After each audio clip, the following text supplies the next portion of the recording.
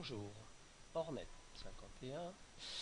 Donc je vais me lancer à essayer de vous expliquer quelques fonctions sur Photoshop ou quelques logiciels de graphisme. Alors au petit tuto que nous avait fait Verbagraph, moi je connaissais un logiciel qui faisait à peu près la même fonction, bon, qui est payant, mais que j'ai eu l'opportunité d'avoir une fois sur internet, sur un forum qui offre les produits sur 2 ou 3 jours constamment, et donc qui nous donne une clé et qui nous donne donc une licence. Alors donc après on peut la partager, hein, c'est pas interdit.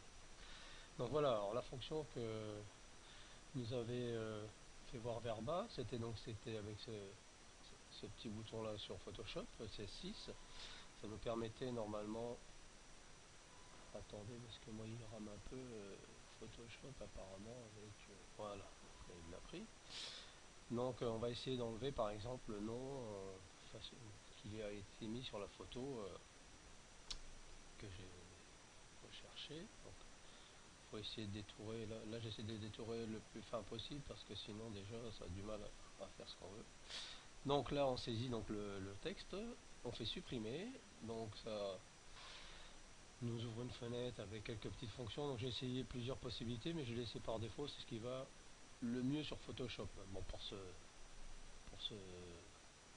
cet exemple là, hein. Donc on fait OK, et voilà, donc ça a supprimé le nom. Mais par exemple sur Photoshop, si j'essaie de, vous voyez, ça m'a redessiné en fin de compte une partie de la calandre à la place. Alors on voit bien l'arrondi chromé d'ici. Alors j'ai essayé de trouver les degrés, ça peut prendre à gauche, à droite. Bon, j'ai pas trouvé encore, j'approfondirai un petit peu, mais bon, je trouvais pas ça très tip top, quoi. Donc je vais vous parler de l'autre logiciel. Qu'est-ce qui s'est mis en plein écran, lui, un peu fou. Voilà, donc le logiciel ça s'appelle InPaint. Donc c'est pareil, je vais revenir en arrière parce que j'avais déjà supprimé. Voilà, donc je prends la même photo. Donc la différence avec Photoshop, c'est que là on a, vous voyez, on a un bouton avec lequel on dessine la partie qu'on va supprimer. Donc là, moi je vais juste essayer d'enlever le texte, hein, tout bêtement, hein. On peut avancer, reculer, revenir. Bon, je vais essayer d'être.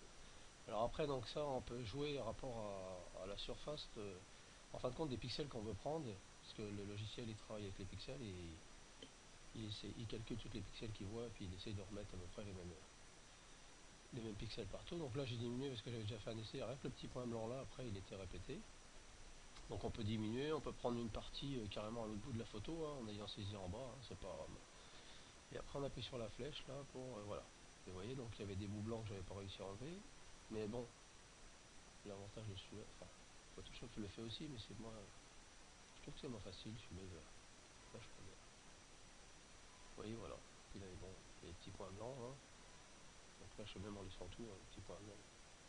Ça, le nombre de pixels qu'il y a. Voilà. Et vous voyez, là, la voiture, en bas, il y a le pare-choc, on peut zoomer un peu, hein, vous voyez. Franchement, là, le bas de la voiture, il est quasiment aussi bien que si on avait eu la photo sur le texte. Alors voilà, j'espère que ces petites explications vous auront aidé. Donc sur le post, je vous mettrai la version du logiciel que j'avais récupéré avec la clé, si ça vous intéresse, comme ça vous pourrez l'utiliser à bon escient. Merci et à bientôt.